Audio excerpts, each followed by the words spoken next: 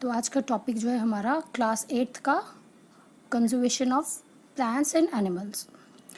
सबसे पहले हमें conservation of plants and animals क्या होता है ये पता होना चाहिए। कंजर्वेशन मीन्स प्रिजर्व करना, बचाना। किससे बचाना? प्लांट्स और एनिमल जो है हमारे, आपको जैसे पता है हमारी जो अर्थ के बैलेंस के लिए प्लांट्स एंड एनिमल्स बहुत ज़रूरी हैं दोनों, लेकिन इनका थोड़ा सा भी इम्बैलेंस, अगर इनमें से कुछ भी एक्सटिंक्ट हो जाता है यानी कि फिनिश हो जाता है, तो उनको कंजर्व करने के लिए, उनको प्रिजर्व करने के लिए कुछ रूल्स हैं जो हमने बना के रखे हैं। और सबसे पहले conservation of plants and animals में जो बेसिक टर्मिनोलॉजी है उसमें सबसे पहली टर्म जो है बायोडाइवर्सिटी आती है। तो ये बायोडाइवर्सिटी क्या होता है? Actually diversity means variety. जैसे फॉर एग्जांपल एक पर्टिकुलर एरिया में कितने टाइप के प्लांट्स हैं, कितने टाइप के एनिमल्स हैं, कैसे कैसे ऑर्गेनिजम्स हैं, वो बायोडाइवर्सिटी यानी कि existence of different kind of animals and plants जो एक साथ मिलकर बनाते हैं एक गुड और हेल्दी एनवायरनमेंट। इकोलॉजी जैसे हम बोलते हैं, इकोलॉजिकल बायोडाइवर्सिटी, एक पर्टिकुलर एरिया की इकोलॉजिकल बायोडाइवर्सिटी। वैसे इकोलॉजी होती क्या है? इकोलॉजी मतलब जैसे एक रिलेशनशिप पर्टिकुलर एरिया में, कोई भी पर्टिकुलर, जैसे हम किसी एरिया की इकोलॉजिकल बायोडाइवर्सिटी हम डिस्कस करें तो किसी भी एरिया की जो वहाँ के ऑर्गेनिजम्स होंगे, जो लिविंग ऑर्गेनिजम्स होंगे उनका, एंड जो नॉन लिविंग थिंग्स है उनके साथ हमारा रिलेशनशिप, मतलब लाइक हम ह्यूमन बींग्स हैं, हम एक पर्टिकुलर अपनी जगह जहाँ आप हैं अभी करंटली जिस स्टेट में है, आप अपनी स्टेट की बात करें, उस स्टेट में जितने भी ऑर्गेनिजम्स है, लिविंग ऑर्गेन, चाहे प्लांट्स है, चाहे इंसेक्ट्स है, चाहे एनिमल्स हैं, चाहे ट्रीज है, वट और जो नॉन लिविंग है, नॉन लिविंग जैसे हमारा सॉइल आता है, हमारा ट्री होता है, हमारा एयर, वाटर, माउंटेन्स, हमारा ये सारा एनवायरनमेंट, आपस में जो हमारी एक रिलेशन है, एक रिलेशनशिप बिल्डअप करके रखा है हमने, उसको इकोलॉजी कहते हैं। और ये इकोलॉजिकल बायोडाइवर्सिटी मीन्स किसी भी एरिया में कितने भी डिफरेंट काइंड ऑफ एनिमल और प्लांट्स जो आपस में मिलकर एक गुड एंड हेल्दी एनवायरनमेंट बनाते हैं, उसे हम बायोडाइवर्सिटी कहते हैं। अब इस बायोडाइवर्सिटी को जो है, इनको हमने टाइप्स में बांटा गया है। कैसे हमने बांटा है? जैसे genetic, species and ecological. Genetic मतलब जीन डिफरेंस, किसी भी एरिया के पर्टिकुलर अगर हम एक प्रजाति लें, जैसे हम कहीं किसी एरिया का हम बोलेंगे कि वो रिच इन मंकीज़ हैं, तो उन मंकीज़ में आपस में जेनेटिकली जो उनका डीएनए एक दूसरे से वैरी करता होगा, वो डिफरेंस को स्टडी करना, तो वो हमारा जेनेटिक बायोडाइवर्सिटी आ गया। अब जो हमारा स्पीशीज़ अगर होंगे तो पर्टिकुलर एरिया में अलग अलग स्पीशीज़, जैसे कोई भी एरिया में, जैसे मंकी एक स्पीशी हो गया, डॉग हमारा एक स्पीशी हो गया, कैट्स हमारे एक स्पीशीज़ हो गए, टाइगर हमारे स्पीशीज़ हो गए। तो इन हम सारी स्पीशीज़ को जब हम वन बाय वन स्टडी करते हैं और इनकी आपस में रिलेशन देखेंगे तो हम कहेंगे स्पीशी डाइवर्सिटी। अब इकोलॉजिकल पॉइंट आ गया थर्ड हमारा। फर्स्ट हमने क्या कहा? Genetic biodiversity. सेकेंड हमारा आ गया स्पीशी डाइवर्सिटी। जो हमारा थर्ड है इकोलॉजिकल बायोडाइवर्सिटी। जैसे भी किसी भी पर्टिकुलर एरिया में, जैसे हमने कहा पॉन्ड अपने में एक इकोलॉजी है। क्या हमने कहा? इकोलॉजी हमने क्या कहा कि एक पर्टिकुलर एरिया में वहाँ के ऑर्गेनिजम्स, जो लिविंग ऑर्गेनिजम्स हैं, उनका नॉन लिविंग थिंग्स के साथ एक रिलेशनशिप। लाइक अगर हम पॉन्ड की बात करें तो पॉन्ड में रहने वाले जितने भी ऑर्गेनिजम्स हैं, वाटर एनिमल्स, हमारे एक्वेटिक एनिमल्स या हमारे जो वहाँ पे प्लांट्स हैं, तो हाँ उनका रिलेशनशिप विद दैट वाटर और उनका सराउंडिंग्स के साथ, उनके नेचुरल हैबिटेट जो उनका आपस में एक पॉन्ड में एक अपनी एक इकोलॉजी है। हम फॉरेस्ट की बात करें तो वहाँ पे ट्रीज़ होंगे, वहाँ पे एनिमल्स होंगे, वहाँ पे सॉइल होगी, तो उनका आपस में एक इकोलॉजी एक बन गया। अब जो हमारी माउंटेन एरिया है, माउंटेन में वहाँ पे भी पेड़ होंगे, वहाँ पे भी सॉइल होगा, बट वहाँ का थोड़ा डिफरेंट होगा। तो यानी कि ये आपस में, अब जब हम पॉन्ड की इकोलॉजी, हमारे फॉरेस्ट की इकोलॉजी, हमारे माउंटेन की इकोलॉजी, जो आपस में इनका जो रिलेशनशिप, इनकी जो डाइवर्सिटी हम देखें तो हम कहते हैं इकोलॉजिकल डाइवर्सिटी। सो हमारे आगे ये तीन types, genetic, species and ecological. But जो आर.एच. विटकर है, उन्होंने इन्हीं स्पीशीज़ को एक नया नॉमेनक्लेचर दिया। उन्होंने इनको डिस्ट्रीब्यूट कैसे किया? Alpha, beta and gamma.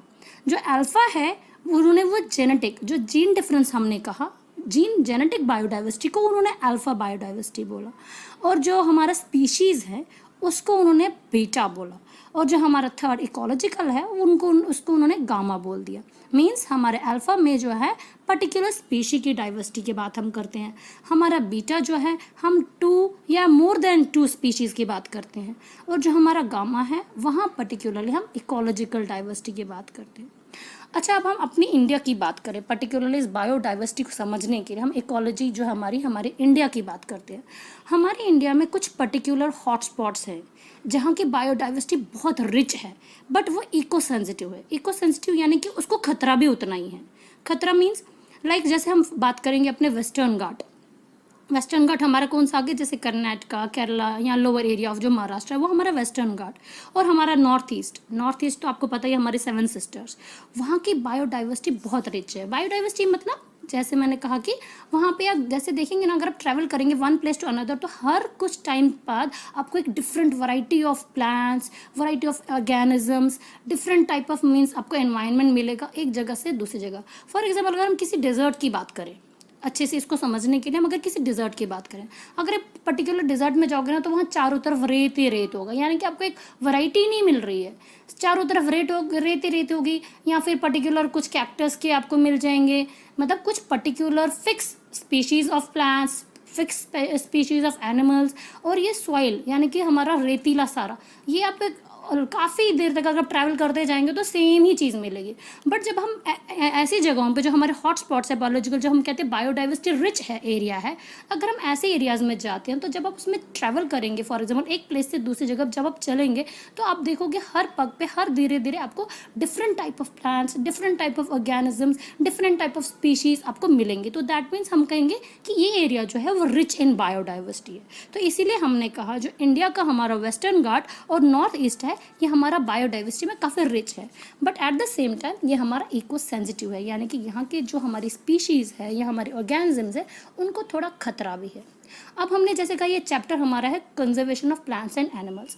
तो हमारी इसी बायोडाइवर्सिटी को मेंटेन रखने के लिए, इसको बैलेंस रखने के लिए हमने अपने ऑर्गेनिजम्स को बचाने की कोशिश की, क्योंकि हम कहते हैं ना इको सेंसिटिव, यानी कि उनके ऊपर कुछ खतरा है ख़त्म होने का, एक्सटिंक्ट होने का।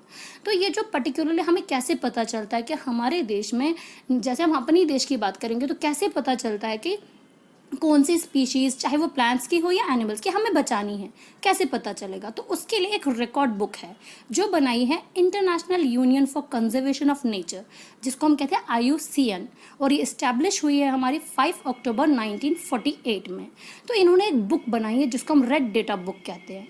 इन्होंने इसमें क्या किया है, इसमें हम रिकॉर्ड रखते हैं। रिकॉर्ड यानी कि किस चीज़ों का, कि उन ऑर्गेनिजम्स का, उन प्लांट्स और एनिमल्स का जिन्हें हमें बचाने की ज़रूरत है। क्यों? क्योंकि उनको हमने थोड़ा डिफरेंट टाइप ऑफ कैटेगराइज किया हुआ है। लाइक जैसे इसमें सबसे पहला हम कहते हैं एक्सटिंक्ट। एक्सटिंक्ट मीन्स वो वाले ऑर्गेनिजम्स, चाहे प्लांट्स हैं या एनिमल्स, वो वाले ऑर्गेनिज्म ऑलरेडी बीन लॉस्ट, जो ख़त्म हो चुके हैं, तो उनका एक रिकॉर्ड रखा गया है कि जो हम लॉस्ट हो चुका है हमारा, उन्हें हम एक्सटिंक्ट बोलते हैं। अब हमारा सेकंड आ गया एक्सटिंक्ट इन वाइल्ड। मीन्स एक्सटिंक्ट इन वाइल्ड मीन्स कि जो उनका जो नेचुरल हैबिटेट है वहाँ पे तो वो ख़त्म हो गए हैं, बट समहाउ हमने मैनेज करके उनको कहीं ना कहीं हमारी जो कंजर्वेशन प्लेसेस हैं हमने उन्हें वहाँ बचा लिया है। जैसे हमारे ज़ू हैं, हमारे हर्बेरियम्स है, हमारे बोटानिकल गार्डन्स है, या हमारे नेशनल पार्क्स है, हमने उन जगहों पे इनको कहीं ना कहीं प्रिजर्व करके रखा है। बट जो इनका नेचुरल हैबिटेट है वहाँ पे ये एक्सटिंक्ट हो गए हैं, तो हम इनको कहते हैं एक्सटिंक्ट इन वाइल्ड। तीसरी कैटेगरी इस जो रेड डेटा बुक में है वो हमारी आती है critically endangered. Critically endangered means वो वाले ऑर्गेनिजम्स जिनके चांसेस ऑफ एक्सटिंक्ट, यानी कि उनके एक्सटिंक्ट खत्म होने के, लुप्त होने के बहुत ज़्यादा चांसेस हो, बहुत कम मात्रा में जो स्पीशीज़ रह गई हों उन्हें हम क्रिटिकली इंडेंजर्ड कहते हैं। अब हमारा क्रिटिकली इंडेंजर्ड से नेक्स्ट जो है हमारा आता है इंडेंजर्ड। इंडेंजर्ड यानी कि जो अबाउट टू ख़त्म होने वाली होती है, अबाउट टू एक्सटिंक्ट होने वाली होती है। तो ये वाले ऑर्गेनिज्म जो है या ये वाली स्पीशीज जो है, इनका हमें लगता है कि हाँ इनकी मात्रा एज कम्पेयर टू क्रिटिकली, जो हम बोलते हैं क्रिटिकली मीन्स बहुत ज़्यादा मात्रा में कम रह गए, लेकिन उनसे थोड़ा बहुत बेटर में अगर जो ऑर्गेनिजम्स हैं उन्हें हम एंडेंजर्ड स्पीशीज़ में कहते हैं। अब हमारा जो इसके लास्ट कैटेगरी है हमारी जो रेड डेटा बुक की, वो है हमारी वल्नरेबल। वल्नरेबल मीन्स कौन सी स्पीशीज़ हो गई या कौन से ऑर्गेनिज्म जिनके चांसेस ऑफ एंडेंजर्ड होने के हैं तो सही, लेकिन हमारे पास कुछ चांस है कि हम उन्हें बचाएं। अगर हम कोई तरीके अपनाएं जिसकी वजह से हम उस स्पीशी को बचा लें एक्सटिंक्ट होने से या एंडेंजर्ड में जाने से, तो उन स्पीशीज़ को हम कहते हैं वल्नरेबल। तो ये हमने आपको बताया कि जो रेड डेटा बुक है उसने कैसे कैटेगराइज करा हुआ है इन ऑर्गेनिजम्स को जिनको हमें ज़रूरत है बचाने की, यानी कि कंजर्व करने की। अब हमारा जो कंजर्वेशन प्रोसेस है इन प्लांट्स और एनिमल्स बोथ, हमारा दो टाइप का है, इन साइटू एंड एक्स साइटू। इन साइटू मीन्स उनके अपने नेचुरल हैबिटेट में उनको वहाँ पे कुछ रूल्स और कुछ तरीके हमने अपनाए हैं उनको प्रिजर्व करने के। और एक्साइटो हमारे वो कंजर्वेशन मेथड है जो हमने उनके नेचुरल हैबिटेट से हटाकर हमने कहीं और ले जाकर कोशिश की है उनको वैसा एक हैबिटेट देने की, और उसके अकॉर्डिंग हमने उनको अलग अलग जगहों पे हमने उनको प्रिजर्व करके रखा है। अब जैसे हम इंसाइटो की बात करें तो इंसाइटो में हमारा आता है national parks, wild life sanctuary and biosphere reserve. सबसे पहले हमें आपको बताएंगे कि नेशनल पार्क क्या होती है। नेशनल पार्क पर्टिकुलरली जो है वाइल्ड लाइफ एक्ट, जो हमारा वाइल्ड लाइफ प्रोटेक्शन एक्ट 1972 के अंडर आता है, और इसकी देखरेख सारी गवर्नमेंट के अंदर है। और यहाँ पे क्या है, ये एक पर्टिकुलरली जोन होता है जो जो नेचुरल हैबिटेट्स होते हैं इनके, जहाँ पे मीन जैसा अगर फॉर एग्जांपल बात करें कि हमें पता है कोई पर्टिकुलर एरिया है या कोई जंगल है जहाँ पे हमारी स्पीशीज़ जो है कोई पर्टिकुलर स्पीशी उन्हें बहुत ज़्यादा खतरा है, क्योंकि ये जो एरिया है ये हम उस एरिया के हम बोलेंगे ऑर्गेनिज्म, जैसे हमें प्लांट्स हैं या कोई भी स्पीशी जो है उन्हें खतरा है, वो इंडेंजर्ड स्पीशीज़ हैं या एक्सटिंक्ट होने वाली हैं, हमारे वल्नरेबल स्पीशीज़ हैं, हम उन्हें बचाना है। तो ऐसा एरिया पर्टिकुलरली उनका एक नेचुरल हैबिटेट में जो टोटली प्रोहिबिटेड होता है। प्रोहिबिटेड मीन्स वहाँ पर रेस्ट्रिक्टेड एरिया होता है, वहाँ किसी की एंट्री अलाउड नहीं होती है, और ये इसकी सारी देखरेख जो है वो गवर्नमेंट के अंडर होती है। जैसे कुछ एग्जांपल्स हम बात करें हमारी इंडिया के जो नेशनल पार्क्स है, लाइक हमारा सुंदरवन वेस्ट बंगाल में, सिम्पलीपल ओडिशा में, केरला देव इन हमारा राजस्थान में, and Keoladeo in Rajasthan, and जो हमारा मानस है इन असम। और भी बहुत सारी नेशनल पार्क्स हैं हमारे इंडिया में जिन्हें हमने क्या किया, उन्हें हमने प्रिजर्व, यानी कि हमारा कंजर्वेशन का सबसे पहला जो है नेशनल पार्क्स, जो बहुत ज़्यादा इंपॉर्टेंट है। और ये हमारा पर्टिकुलरली क्या, इनका नेचुरल हैबिटेट में हमने इनको प्रिजर्व किया होता है, और ये एरिया जो है टोटली रेस्ट्रिक्टेड होता है, यहाँ पे किसी की एंट्री अलाउड नहीं होती है, एक्सेप्ट गवर्नमेंट ही इसका केयरटेक करेगा, एंड इसकी एंट्री टोटली बैंड होती है, कोई भी अलाउड नहीं होता है इस एरिया में। अच्छा, जो हमारा अब नेक्स्ट आ गया वो है wild life sanctuary. Wild life sanctuary again हमारा वाइल्ड लाइफ प्रोटेक्शन एक्ट 1972 उसके एक्ट के अंडर ही आता है, और इसकी देखरेख भी अगेन हमारा गवर्नमेंट के अंदर ही होता है। बट यहाँ जो वाइल्ड लाइफ सेंचुरी है ये वो वाले एरियाज होते हैं जो पर्टिकुलर स्पीशीज़ पे हम फोकस किया जाता है। जैसे कुछ साल पहले हमने टाइगर्स पे हमने फोकस किया था, ऐसे हमारे जो वाइट लेपर्ड्स है उन पे भी हमने किया था। लेकिन हम पर्टिकुलरली क्या बात करते हैं कि ये जो हमारा वाइल्ड लाइफ सेंचुरी है ये हमारा स्पीशी फोकस है। बट यहाँ पे हमने थोड़ा सा हमें क्या करते हैं, ग्रेजिंग अलाउड होती है। ग्रेजिंग मीन्स जैसे शेफर्ड्स होते हैं, जैसे क्या बोलते हैं, चरवाहे, जो चरवाहे होते हैं वो अपने जानवरों को ले जाके वहाँ पे घास वगैरह चरा सकते हैं, मीन्स ग्रेजिंग अलाउड होती है वहाँ पे। प्लस यहाँ के इसमें पर्टिकुलर लोगों के लिए एंट्री भी अलाउड होती है, जैसे हमारे जंगल में लोग हैं जिन्हें अपनी लाइवलीहुड के लिए जंगल की लकड़ी काटनी होती है, तो वाइल्ड लाइफ सेंचुरी वाले एरिया में उन्हें थोड़ा बहुत अलाउ किया जाता है। सो ये totally prohibited area like national park नहीं होता है, तो इसलिए हमारे अलग टाइप का कंजर्वेशन आ गया वाइल्ड लाइफ सेंचुरी। अब जो हमारा थर्ड है, जो ये but wild life sanctuary again हमारा नेचुरल हैबिटेट में ही हम जगह नहीं, जो भी कोई स्पीशी का पर्टिकुलरली नेचुरल हैबिटेट है वहाँ पर ही जाके हम उनको वहाँ पे प्रोटेक्शन दे देते हैं। तो हमारे इंसाइटो में हमने आपको क्या कहा, national park, wild life sanctuary. अब हमारा थर्ड जो है इंसाइटो में वो है हमारा बायोस्फीयर रिजर्व। बायोस्फीयर रिजर्व जो है ये हमारे यूनेस्को के अंडर आता है, इसकी देखरेख यूनेस्को के अंडर है, man and biosphere programme MAB 1971 by UNESCO, इस प्रोग्राम के अंडर आता है। और इस एरिया को जो पर्टिकुलर एरिया होता है उन्होंने 3 टाइप्स में बांटा गया है बायोस्फीयर रिजर्व। इसमें क्या है, जो कोर एरिया है वो टोटली प्रोहिबिटेड होता है, वो ऐसा एरिया होता है जिसमें एंट्री अलाउड नहीं होती है। सेकेंड एरिया इनका जो होता है उसको हम बफर जोन बोलते हैं। बफर जोन मीन्स वहाँ पे साइंटिस्ट की एंट्री होती है, मीन्स साइंटिस्ट जो होते हैं रिसर्च प्रोजेक्ट के लिए जो अपने जाते हैं उनको अलाउ किया जाता है। फिशिंग के लिए कोई जाना चाहता है तो हम फिशिंग के लिए भी उसको अलाउ करते हैं। एंड ग्रेजिंग अगेन यहाँ पे एनिमल्स जो ग्रेजिंग के लिए जाते हैं उनको भी अलाउ किया जाता है।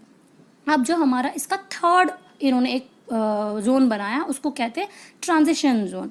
ट्रांजिशन जोन वो वाला जोन होता है तो ये प्रोटेक्टेड, बट इस एरिया में जैसे टूरिस्ट के अलाउड होते हैं, टूरिस्ट यहाँ पे आके घूम सकते हैं, विजिट कर सकते हैं। होटल्स जो हैं, होटल्स की कंस्ट्रक्शन वहाँ पे अलाउड होती है। जैसे इसको सबसे ज़्यादा हम बोलते हैं ना एग्जाम्पल, जैसे हम मोस्टली हम कहीं घूमने जाते हैं और हम वहाँ देखते हैं कि हम लोगों को वहाँ पेड़ वगैरह काटना अलाउड नहीं होता है, बट हम वहाँ विजिट कर सकते हैं एज ए टूरिस्ट, हम घूम सकते हैं, हम एंजॉय कर सकते हैं, इनफैक्ट हमें वहाँ होटल्स भी मिल जाते हैं। तो वो एरिया जो होता है वो हमारा ट्रांजिशन जोन होता है।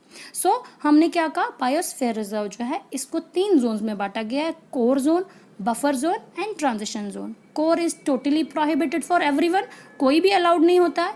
बफर जोन में हम साइंटिस्ट को फिशिंग के लिए, ग्रेजिंग के लिए अलाउ कर देते हैं। एंड थर्ड हमारा ट्रांजिशन जो है वहाँ टूरिस्ट और होटल वगैरह के लिए, सबके लिए अलाउड है।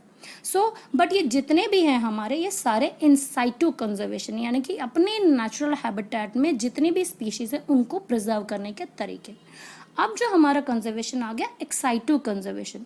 एक्साइटू में हमारे कौन कौन से आएंगे, जैसे हमारा जू है, हमारा एक्वेरियम है, हर्बेरियम है, म्यूजियम्स हैं, बोटैनिकल गार्डन्स हैं, जोलॉजिकल पार्क्स है, एंड सबसे मोस्ट इम्पॉर्टेंट हमारा क्रायो प्रिजर्वेशन। ये सारी चीज़ें हमारी जो है हमारी एक्साइटू में होता है। मीन्स एक्साइटू में हमने क्या कहा, अपने नेचुरल हैबिटेट से हटाकर हम इनको कहीं और ले जाते हैं और वहाँ हम कोशिश करते हैं इनको अपने इनके नेचुरल हैबिटेट जैसा एक हैबिटेट बनाकर हम आर्टिफिशियल हैबिटेट काइंड ऑफ बनाते हैं इनके लिए, और हम वहाँ पे उनको हम अलग अलग तरीके जो है उनको उसके अकॉर्डिंग बनाया जाता है। जैसे आपने जू तो सबको पता होगा, जू तो सबने देखा होगा कि जब जो हमारे जू हैं वहाँ पे पर्टिकुलर हम इनको ऑर्गेनिजम्स को कहीं कहीं से अलग अलग हर तरह के हर जगह के जो ऑर्गेनिज्म हमारे प्लांट्स हैं या एनिमल्स हैं, जो भी हम इनको एनिमल्स को ला के वहाँ पे हम इनको प्रिजर्व करते हैं। हमने इनके केज सिस्टम बना के रखा होता है, या फिर इनको ओपन सिस्टम भी रखा जाता है, इनके लिए पॉन्ड्स बनाए जाते हैं। जो वाटर एनिमल्स हैं उनके लिए पॉन्ड्स बनाए जाएंगे, जैसे हमारे शेर वगैरह इनके लिए डेन बनाई जाएगी। तो ये जू तो ऑलमोस्ट सबने देखा है कि जू क्या चीज़ होती है। ये भी हमारा एक एक्साइटू कंजर्वेशन हो। बेसिकली जू भी हमें प्रिजर्वेटिव ही करते हैं हम एनिमल्स की। एक और चीज़ हमारी आ गई एक्वेरियम। एक्वेरियम तो सबको पता है, पर्टिकुलरली एक्वेटिक एनिमल्स को अलग अलग जगहों से हम पर्टिकुलर जो स्पीशीज़ है उनको लाके हम एक आर्टिफिशियल हैबिटेट देके उनको हम एक्वेरियम में रखते हैं, पर्टिकुलर एक्वेटिक एनिमल्स को। अच्छा, हमारा हर्बेरियम क्या है? हर्बेरियम हमारा प्लांट्स के लिए होता है। हम ये पर्टिकुलर जो हर्बेरियम और म्यूजियम्स है ना, ये पर्टिकुलरली स्टूडेंट्स के लिए बहुत काम आता है। जैसे हर्बेरियम में हम क्या करते हैं, हम प्लांट्स जो बहुत इम्पोर्टेंट प्लांट्स होते हैं, उन प्लांट्स के हम एक स्टोर हाउस बनाते हैं, कलेक्ट करते हैं प्लांट स्पेसिमेंट्स को, उनको ड्राई किया जाता है, जब देन उनको प्रेस करके उनको प्रिजर्व किया जाता है ऑन शीट्स, और फर्दर इन शीट्स को हम अरेंज करते हैं अकॉर्डिंग टू उनके जो टेक्सोनमी होती है उसके अकॉर्डिंग, और जो यूनिवर्सल क्लासिफिकेशन है हमारी उसके अकॉर्डिंग इनको सेट किया जाता है। और फिर ये स्पेसिमेन जो है उनका डिस्क्रिप्शन किया जाता है। इसमें हम पर्टिकुलरली मेंशन करते हैं उन प्लांट्स का नाम, वो स्टोर हाउस जो है पर्टिकुलरली कौन सी जगह पे इनका दोबारा उनका मतलब उन शीट्स, वो जो प्लांट्स है इनकी कलेक्शन करने वाले बंदे का नाम, इनकी फैमिली का नाम, ये जो कोई भी प्लांट है वो कौन सी फैमिली से बिलोंग करता है, यानी कि जितने भी इसकी टेक्सोनमी है उसको मेंशन करके बताया जाता है, सो दैट हमारे जो स्टूडेंट्स है वो ईजिली इनसे अपना इंफॉर्मेशन कलेक्ट कर सके। सिमिलरली हमारे आगे हमारा म्यूजियम में भी हम क्या करते हैं, बायोलॉजिकल म्यूजियम, जहाँ मोस्टली क्या होता है जो एजुकेशनल इंस्टीट्यूट्स में जैसे स्कूल्स एंड कॉलेजेस, यूनिवर्सिटी, इन सभी जगहों पे वो हमारे को स्टूडेंट्स को हेल्प करते हैं। यहाँ पे हम प्रिजर्व्ड प्लांट्स एंड एनिमल्स दोनों के स्पेसिमेन रखते हैं फॉर फर्दर रेफरेंस के लिए। और जो स्पेसिमेंस हैं हमारे, इन सबको हम क्या करते हैं, इनको पर्टिकुलर जार्स में रखा जाता है एक प्रिजर्वेटिव सोल्यूशन के अंदर डाल के। जैसे प्लांट एंड एनिमल स्पेसिमेंस जो होते हैं उनको हम ड्राई स्पेसिमेन भी रखा होता है। इसमें इंसेक्टेरियम बना होता है जिसमें हमने इंसेक्ट्स को छोटे छोटे बॉक्सेस में कलेक्ट करके रखा होता है।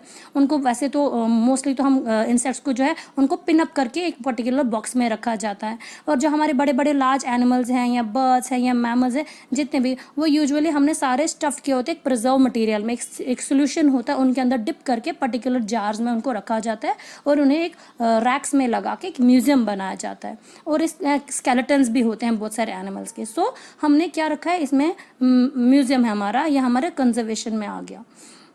अच्छा, हमने जो ये स्टडीज़ के लिए पर्टिकुलर ये जो हम हर्बेरियम और म्यूज़ियम है हमारा, ये पर्टिकुलरली हमारा इसमें आता है कि हम इसमें फर्दर हमारे स्टूडेंट्स को इन्फॉर्मेशन प्रोवाइड करने के लिए, इसमें लाइव ऑर्गेनिजम्स नहीं होते, ये सारे के सारे जो है ये हमारे डेड ऑर्गेनिजम्स होते हैं या प्लांट्स जो हमारे ड्राइड लीव्स होते हैं।